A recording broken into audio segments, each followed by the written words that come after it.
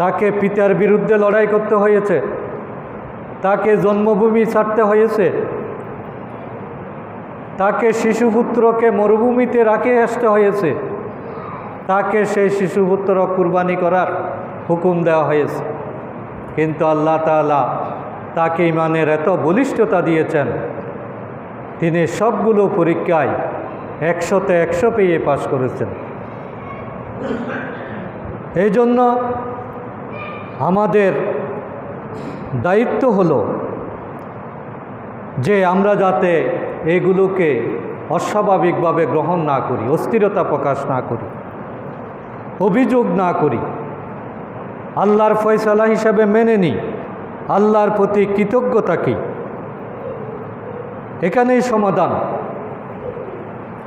আমার প্রাণের শিশু মারা গেল,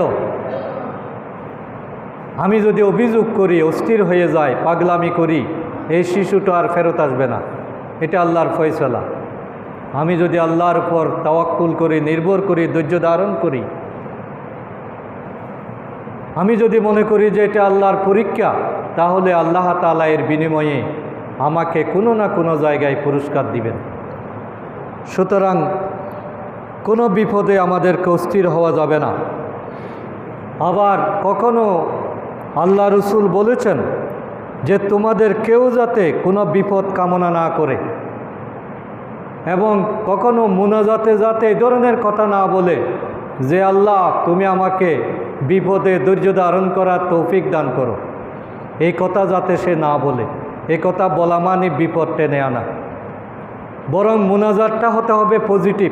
আল্লাহর কাছে বলবেন যে আল্লাহ তুমি আমাকে নিরাপত্তা দান করো। এখন ধৈর্য কামনা করা মানে বিপদ আসলে ধৈর্য ধরতে হয়, কিন্তু নিরাপত্তা কামনা করলে আল্লাহ তাআলা হয়তো বিপদটা নাও দিতে পারেন।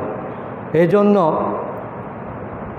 মুনাজাতের সময় আমরা যাতে আমরা আল্লাহর কাছে নিরাপত্তা কামনা করি। হযরত আবু হুরায়রা রাদিয়াল্লাহু তাআলা আনহু একটা হাদিস বর্ণনা করেছেন যে মুমিন নারী পুরুষের উপর, তার সন্তানের উপর, তার ধন সম্পদের উপর অনবরত বিপদ আপদ লেগেই থাকে। আল্লাহ যদি কোনো মানুষকে মুমিন হিসাবে কবুল করেন, তাহলে তার নিজের উপর, সন্তানের উপর অথবা তার ইনকামের উপর কোনো না বিপদ আসতেই থাকবে। এটা ইমানদার হওয়ার লক্ষণ। আমরা অনেক সময় বলি যে মুখে পাপ করে এই জন্য এই ক্ষতি হয়,